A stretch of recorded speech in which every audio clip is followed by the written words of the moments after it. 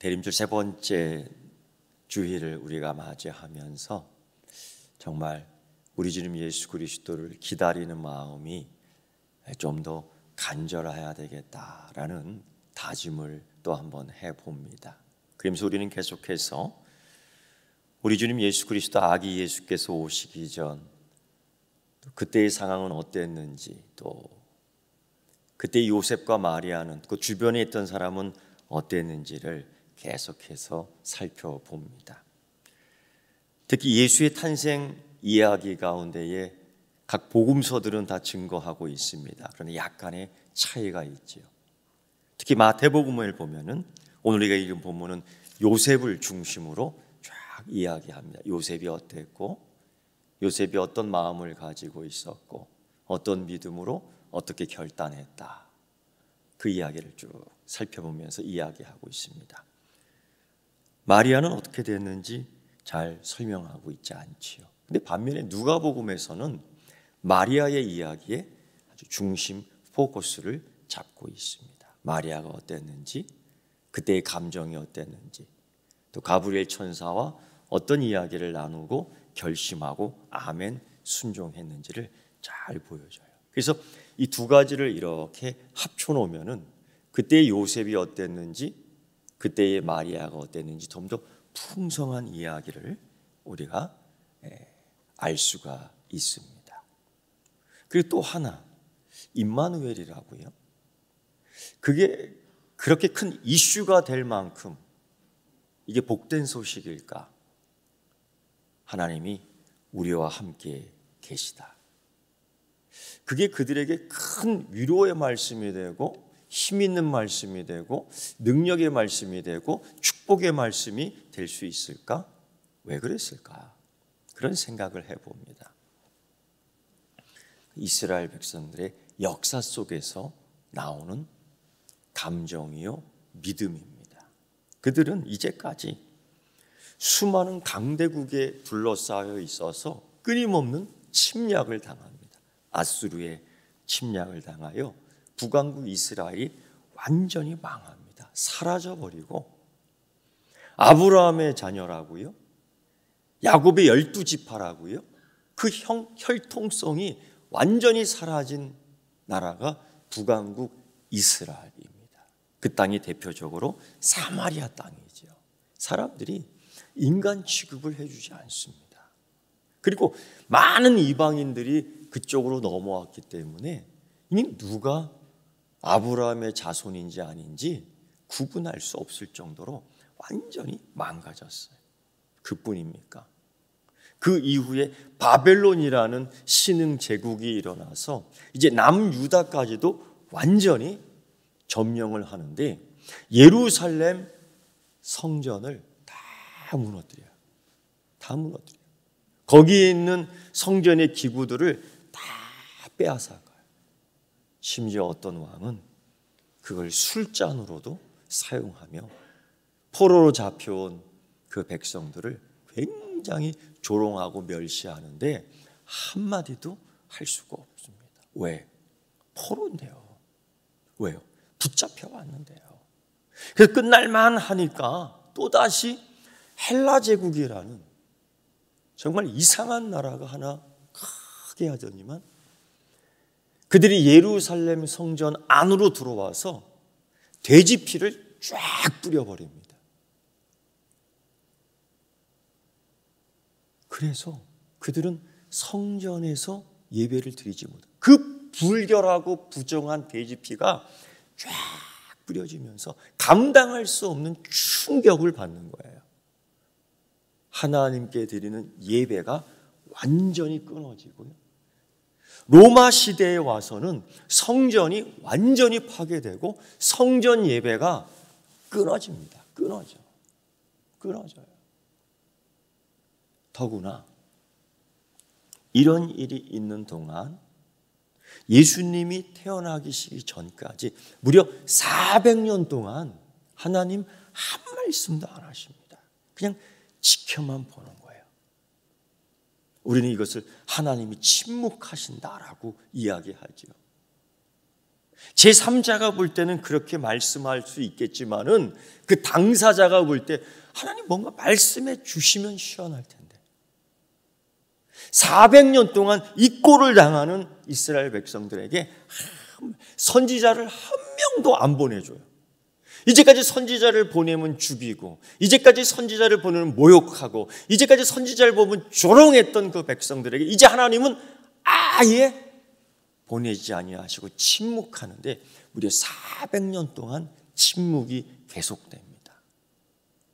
이거로 끝나지 않죠. 그동안 계속된 전쟁으로 인해서,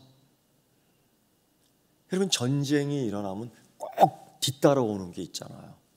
전염병, 장티푸스, 콜레라, 이질, 또 알지 못하는 죽음의 병들이 계속해서 몰려와. 왜?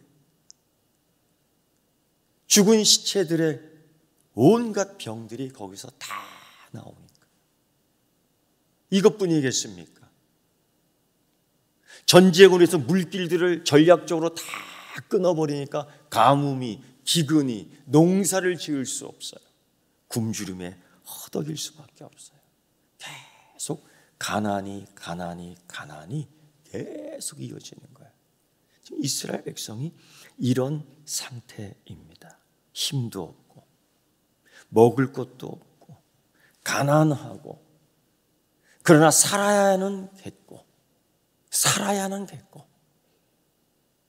요셉과 마리아가 그래서 결혼은 했는데, 아니 약혼은 했는데 오죽했으면은 해산할 날이 가까워서 아이를 낳아야 되는데 방을 구할 수 없는 거예요. 물론 가이사 아구스토의 명령에 의해서 호족하라 하는 그 많은 사람들이 집중적으로 몰리는 시간일 수도 있겠지만, 그때나 지금이나 그렇지 않습니까? 여러분, 웃돈 주면은 구하지는 않을까요? 그런 생각을 해봅니다. 오죽했으면은 마국간으로 갔을까? 마리아와 요셉과 마리아는 정말 찢어지게 가능한 겁니다. 힘도 없고 권력도 없고 재력도 없고 가진 것도 없고, 그러나 살아가는 거죠. 그렇게 그냥 좀 뭐 있었으면 딱 주고서 방 한 칸 딱 빌리면 좋을 텐데 그럴 처지가 안 됐다는 거예요. 하나님이 그런 사람들을 불렀습니다. 좀 멋있는 사람 부르고요, 좀 돈 있는 사람 부르고요, 좀 힘 있는 사람 부르고요, 좀 있어질 만한 사람들 부르면 좋을 텐데, 그 하나님이 일하시는 스타일, 하나님이 일하시는 걸 보면 꼭 약한 자들을 부르시더라고요. 예수님이 제자들을 부르십니다. 그 제자들 보면 하나같이 연약한 자들입니다. 힘 있는 자들이, 권력 있는 자들이 없습니다. 기껏해야 베드로는 칼 한 자로 쥐고 있었던 사람이에요. 그런데 심장이 얼마나 약하냐면 결국 예수님 배반하는데 앞장서는 사람이 돼. 칼 들면 뭐 하겠습니까? 그런데 예수님은 제자로 부르시는 거예요. 결국 복음의 전파는 그들의 힘이나 그들의 능력이나 그들의 자질이나 그들이 갖고 있는 것 갖고 한 것이 아니라 복음 능력의 자체로서 복음이 증거된 거죠. 증거된 거죠. 사도 바울이 이런 얘기를 합니다. 내가 부득불 자랑할진디 내가 약한 것을 자랑하리라. 고린도전서 11장 30절. 내가 부득불 자랑할진데 내가 약한 것을 자랑하니라. 야, 이게 말이 되는 소리입니까? 얼마나 자랑할 것이 없으면 약한 것을 이야기하겠다고, 자랑하겠다고. 이것은 사도 바울이, 복음은, 하나님의 택하심은, 하나님은 은혜는, 하나님의 축복은, 하나님이 주시는 인도하심은 우리가 갖고 있는 자질, 우리가 갖고 있는 강함, 우리가 갖고 있는 능력 속에서 오는 것이 아니라 철저히 은혜로 주어지는 것이다. 그래서 오늘 요셉도 그렇고 마리아도 그렇고 주님의 사자 천사가 와서 하는 얘기가 은혜를 받은 자요 라고 이야기하는 이유가 거기에 있는 거지요. 오히려 우리의 실력과 재능을 갖고 할 수 없어요. 물론 주님의 일을 위하여 우리가 실력을 연마해야 되고 실력을 준비해야 되겠지요. 그러나 내가 가지고 있는 것으로 되는 것이 아니라 내 힘과 능력으로 되는 것이 아니라 오직 여호와의 영으로 되는 것인 줄 믿습니다. 그래서 오늘 우리 이런 고백이 필요해요. 이제 하나님의 은혜, 하나님의 평강을 받기 위해서 항상 이 고백이 필요해요. 한번 따라해 봅시다. 하나님, 나는 약한 존재입니다. 나는 약한 존재입니다. 하나님, 나는 없습니다. 뭐가 없어요?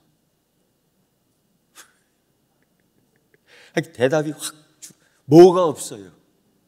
할렐루야, 그거야. 믿음이 없습니다. 가만히 믿음이 없어요. 내가 오늘 마리아도 그렇고 요셉도 그렇고 은혜 받은 자여 평강이 너희에게 있을지어다 하는데도 두렵고 무섭고 떨리는 겁니다. 하나님의 은혜가 무섭습니다. 하나님이 주시는 평강이 떨립니다. 두렵습니다.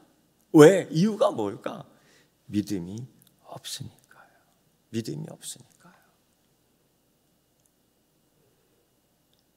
그런 가운데에 이 요셉과 마리아에게 임마누엘이라는 그동안 그렇게 기다렸던, 그들이 그렇게 찾았던 여호와 하나님의 구원, 그렇게 기다렸던 그 산 증거를 받게 돼요. 누가? 요셉과 마리아가요. 가장 약한, 가장 힘없는, 가장 없는 그 두 사람에게요. 돌이켜보면은 이 두 사람의 순종과 결단 때문에 약하지만 그래서 우리가 십자가의 은혜를 받을 수 있는 것입니다. 마리아에게 있어서 이 임마누엘의 사건은 천사는 은혜를 받은 자여 평안할지어다 얘기하지만 이 소리가, 이 은혜가 자기에게 왔을 때는 청천벽력 같은 소리입니다. 이걸 어떻게 감당하려고요? 뭐냐 하면은 이제 앞으로 이 온 세상을 구원할 성자 하나님 예수 그리스도가 성령으로 잉태되어 네 몸에서 나올 것이다라는 거예요. 듣도 보지 못했던 이 사건을 임마누엘 사건으로 내게 주어지는데 이걸 어떻게 받아들일 수 있겠냐입니다. 그래서 이 마리아는 정말 솔직하게 이야기하지요. 가릴 필요가 없잖아요. 하나님 앞에서. 숨길 필요가 없잖아요. 하나님 앞에서. 부족한 거 다 아는데, 없는 거 다 아는데, 그렇죠? 죄인인 거 다 아는데 마리아는 이런 질문을 합니다. 결혼하지 않은 처녀가 어떻게 아이를 가질 수 있습니까? 이 끔찍한 소식, 이것이 은혜요, 이것이 평강인가? 결혼하지 않은 처녀가 어떻게 아이를 가질 수 있습니까? 라는 솔직한 질문. 어떻게 의인이 고통을 당할 수 있습니까? 이 해결되지 않은 질문. 하나님 살아계시면은, 하나님 역사하신다면 어찌 주께서 핏값으로 세우신 이 교회가 이것 때문에 환난을 겪습니까? 그때는 고센 땅을 구별한 것처럼 지금은 교회를 왜 구별해 주지 않습니까? 이런 질문들을 숱하게 할 수 있지요. 그런데 대답을 얻지 못하는 경우도 있습니다. 그래서 이런 얘기를 해요. 그리스도인의 삶이라는 것은 대답하지 않는, 침묵하시는 하나님과 함께 훈련하는 과정이다. 우리는 대답을 듣기를 원하지만은 하나님은 계속 침묵하시는 거예요. 여기에서 그리스도인의 고난의 문제가 더 깊어질 수가 있지요. 오늘 마리아는 결혼하지 않은 처녀가 어떻게 아이를 가질 수 있어요? 당연한 질문이지요. 우리가 이런 질문을 못 하잖아요. 하나님 앞에서 자꾸 숨길 때가 있어요. 근데 마리아는 질문합니다. 이때에 주의 사자 천사가 이렇게 얘기하죠. 대저, 하나님의 모든 말씀은 능하지 못하심이 없느니라. 맞는 말이죠, 또. 그런데 믿어질까요? 이 청천벽력 같은 이 끔찍한 소식을 내게 임마누엘의 은혜, 임마누엘의 구원, 임마누엘의 축복인 건 분명하는데 내게 왔다 이거죠. 이 일이 이루어질 때에 이 세상은 어떻게 나를 바라볼까? 이 일이 이루어지는 가운데에 어떻게 내가 감당할 수 있을까? 이 사실을 정언한 요셉에게는 어떻게 이야기할 수 있을까? 이건 아직도 미지수입니다. 그런데 결과는 어떨지 뻔한 거죠. 세상이 보는 눈, 세상이 말하는 입술, 세상이 보는 관점은 똑같은 거예요.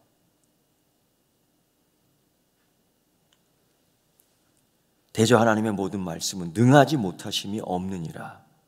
이건 내게 이루어진다는 겁니다. 근데 마냥 은혜다 축복이다고 얘기할 수는 없지요. 근데 이 마리아가 이렇게 얘기합니다. 세 번째. 주의 여종이오니 주의 말씀대로 내게 이루어지이다. 주의 여종이오니 주의 말씀대로 이루어지이다. 이 의미는 어떤 결과가 올 줄을 알고 있는 겁니다. 이제 요셉과의 관계가 어떻게 될 줄도 생각한 겁니다. 세상 사람들이 나를 어떻게 볼 줄을 의심의 눈초리로, 조롱의 눈초리로 볼 것을 알고 있는 것입니다. 혹 잘못되었을 때 내가 죽을 수도 있지요. 간음죄로 몰려 동네에서 조롱당하며 죽을 수도 있는 겁니다. 이 모든 걸 감내하고 주의 여종이오니 주의 말씀이 이루어지길 원합니다라고 고백한 거예요. 이때 네 번째 천사가 이렇게 얘기합니다. 주께서 하신 말씀이 반드시 이루어지리니, 주께서 하신 말씀이 반드시 이루어진다고 믿는 여자에게 복이 있느니라 라고 축복을 하며 떠납니다. 그리고 요셉에게, 그 시간적 흐름 속에 요셉에게 이 소식이 들려오는 거예요. 어떤 소식이요? 마리아의 배가 불러온다는 거죠. 마리아만 알고 있는 사건, 임마누엘의 소식은 오직 마리아만 알고 있는 사건입니다.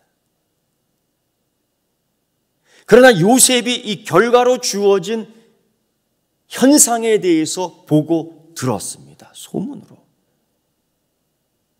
견디기 힘든 거죠. 견디기 힘든 거죠.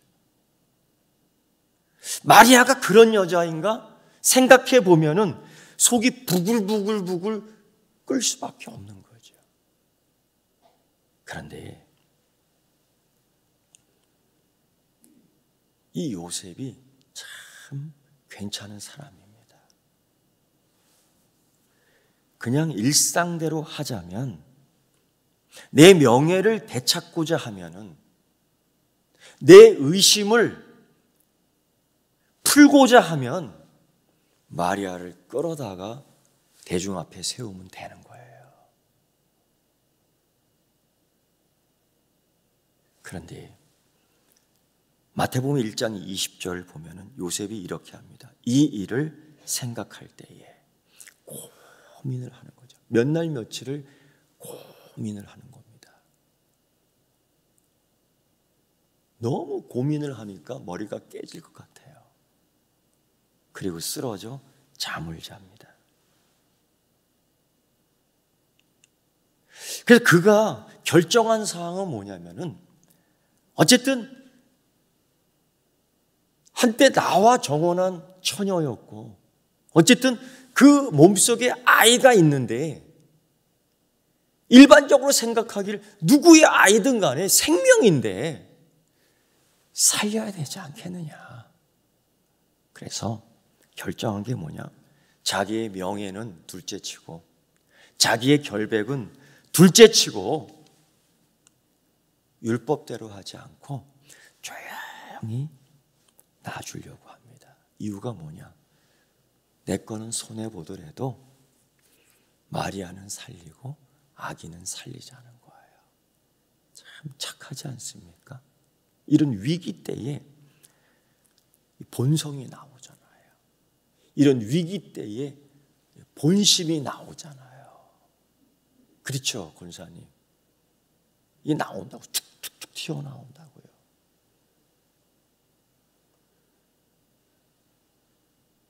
뭐 다른 종교에 있던 분이 열심히셨는데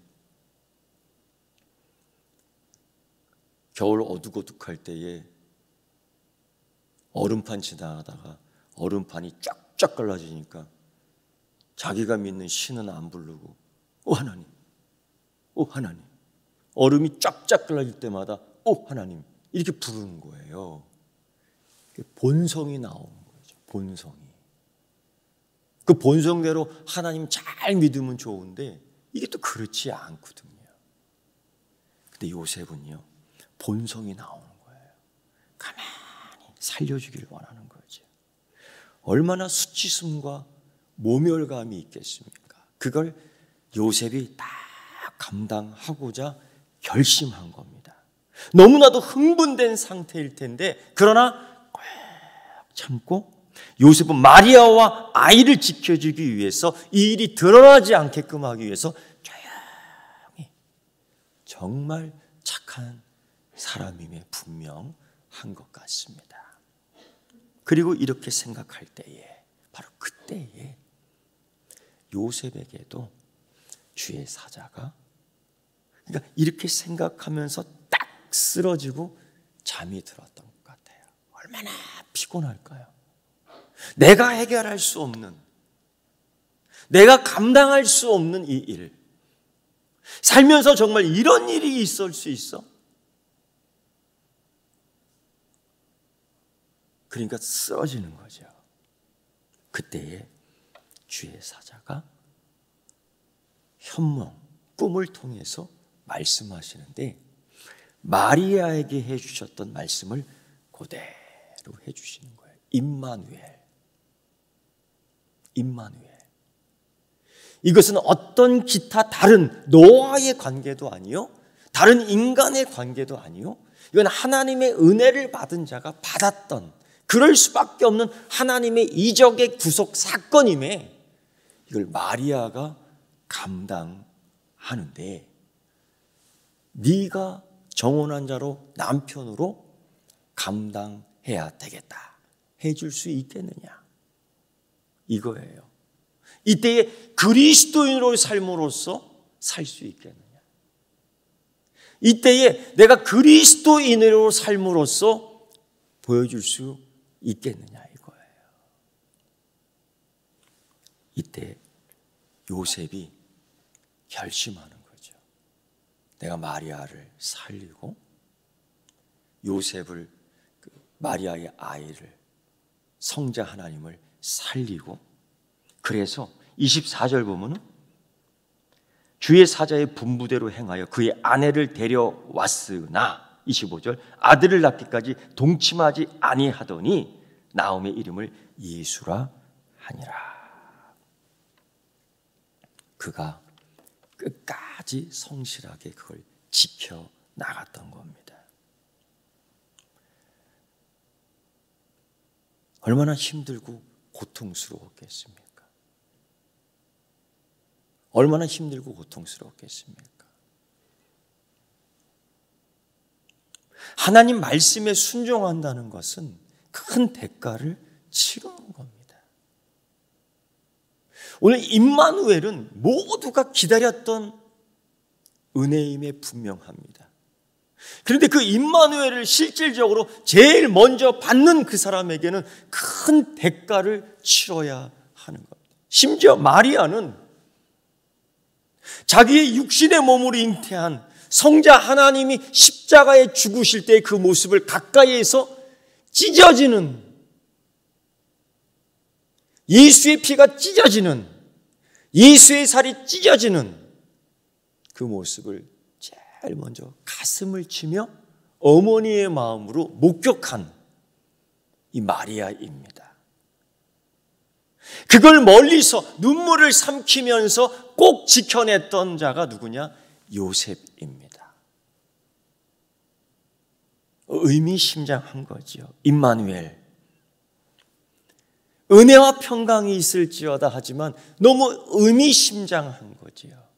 과연 이걸 내가 받을 수 있을까? 대림절 세 번째 이날, 내가 너와 함께 하겠다라는 이 축복의 말씀을 받을 때에 이걸 감당할 수 있을까? 우리는 다시 오시는 예수 그리스도를 기다리는 겁니다. 오늘 이 설교 마친 뒤에 주님이 오실 수도 있지요.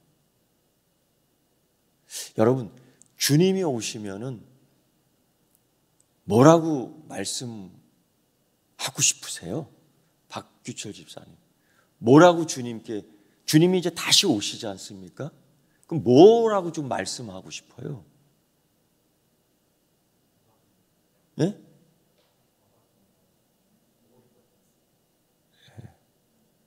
잘 안 들려요. 보고 싶었습니다. 반갑습니다. 굉장히 좋은, 보고 싶었습니다. 저는 대림절 기간에 주님께 자꾸 이런 얘기하고 싶어요. 이제서 오셨어요. 빨리 오시죠. 군대도 다 갔다 오고 시험이라는 시험은 다 봤다. 떨어지기도 얼마나 많이 떨어졌는지. 빨리 오시지요. 나는 그럴 것 같아요. 그럴 것 같아요. 각자의 마음이 다 다를 것 같아요. 처지가 다 다를 것 같아요. 그런데 임마누엘, 굉장히 중요한 거죠. 이 의미가 요한복음 14장 18절에도 있어요. 주님이 이런 말씀을 하세요. 내가 너희를 고아와 같이 버려두지 아니하고 너희에게 오리라. 당시의 사람들이 다 하나님 아버지 우리 없어. 그 고아와 같은 마음을 갖고 있었던 거예요. 시장에서 아빠의 엄마의 손을 놓쳐버린 어린 아이의 울음소리를 들어보셨습니까? 시장 먹을 거 이런 거 저런 거 구경하다가 그만 아빠와 엄마의 손을 놓쳐버린 아이의 울음소리는 온 우주를 찢어버리는 비명소리와 같은 거예요. 그냥 어디가 아파서 우는 소리가 아니라 배고파서 우는 소리가 아니야. 이건 두려움과 공포 속에서 울부짖을 수밖에 없는 울음. 이때에 아이의 울음소리를 듣고 아빠가 온 사람들을 헤치며 아이를 찾아내며 눈과 눈을 마주치고 가슴에 아이를 팍 안아버립니다. 아이의 귀가 아빠의 심장 소리를 들을 수 있는 거예요. 흐느끼지만은 아빠가 나를 찾았다라는 마음 속에 안정을, 평강을 회복할 수 있었던 겁니다. 이게 임마누엘이에요. 그래서 예수님께서는 요한복음에서도 임마누엘, 내가 너희를 고아와 같이 버려두지 아니하고 너희에게 오리라, 너희와 함께 하리라. 여러분, 이 시대가 어렵지요. 쉬운 시대가 그러나 또 어디 있었겠습니까? 그러나 그리스도인의 삶에서는 항상 하나님의 임마누엘 되심이 있는 줄 믿습니다. 그것이 마리아처럼 어려울 때, 요셉처럼 어려울 때 있지요. 그러나 그때에 순종이란 어렵고 힘든 일이 분명하지만 하나님이 보장해 놓은 것이다라는 거예요. 하나님이 약속해 주셨다는 겁니다. 이제 다시 오시는 예수 그리스도를 기다리며 이 대림절 시간에 우리 주 여호와 하나님께 앞으로 나아가는 우리 성도님들 되시기를 주의 이름으로 축원합니다. 기도하겠습니다. 하나님 아버지, 하나님께서 우리를 자녀 삼아 주시고 고아와 같이 내버려 두지 아니하시면 너에게 다시 오리라는 말씀, 임마누엘의 축복을 우리에게 주셨습니다. 이 은혜 받고 당황하지 않게 하시고 이 사명 받고 주춤하지 않게 하시고 이때에 우리 주님 예수 그리스도 주신 은혜의 믿음을 따라 행진하게 하여 주옵소서. 예수님의 이름으로 기도드리옵나이다. 아멘.